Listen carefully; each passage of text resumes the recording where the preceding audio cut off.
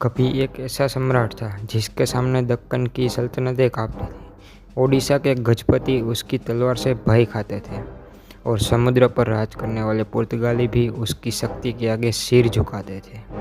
यह कहानी है उस राजा की जो हारी हुई लड़ाई को भी जीत में बदल देता था।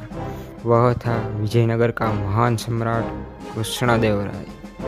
1509 ईस्वी विजयनगर साम्राज्य, सलू वंश के अंत और तुलु वंश की शुरुआत। सिंहासन पर बैठते ही कृष्णदेवराय को विरासत में मिला एक साम्राज्य जो चारों ओर से घिरा हुआ था।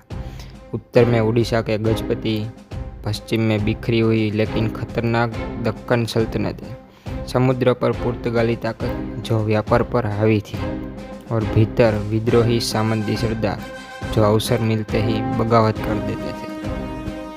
हर और दुश्मन, लेकिन कृष्णदेवराय के पास था अद्भुत सैन्य कौशल और तेज दिमाग। कई बार युद्धभूमि में हालात उनके खिलाफ हो जाते, लेकिन वह अचानक अपनी योजनाएं बदल देते और पलक झपकते ही हार को जीत में बदल देते। पहला दशक युद्धों और घेराबंदियों का दशक था। कोंडाविदु के रेड्डी, भूनागिरी के वेलामा, मातुर के सामंत, एक एक करके सबको पराजित किया गया। फिर आया निर्णायक संघर्ष ओडिशा के गजपति राजवंश के खिलाफ। ये वही संघर्ष था जो उनके पूर्ववर्ती राजा सलू नरसिंहदेव राय के समय से चला आ रहा था।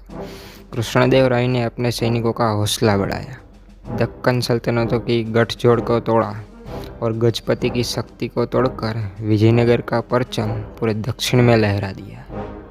लगातार जीत के बाद कृष्णदेवराय उस दौर के सबसे शक्तिशाली भारतीय शासक बन गए।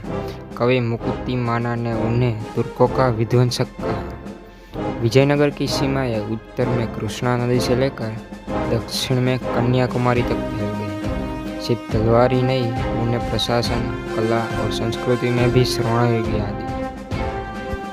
इतिहास हमें सिखाता है कि असली नेता वही है जो संकट को देखकर पीछे नहीं हटता, बल्कि उसी संकट को अपनी सबसे बड़ी जीत में बदल देता है।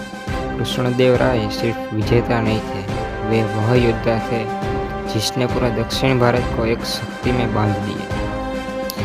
यह थी गाथा उस राजा की जिसकी रणनीति बिजली जैसी तेज और उसकी जीतें पर्वत जैसी अडिग थी। ऐसी और गाथाएं सुनने के लिए जुड़िए राजगाथा के सफर में, जहाँ इतिहास की हर सांस आज भी जीवित है।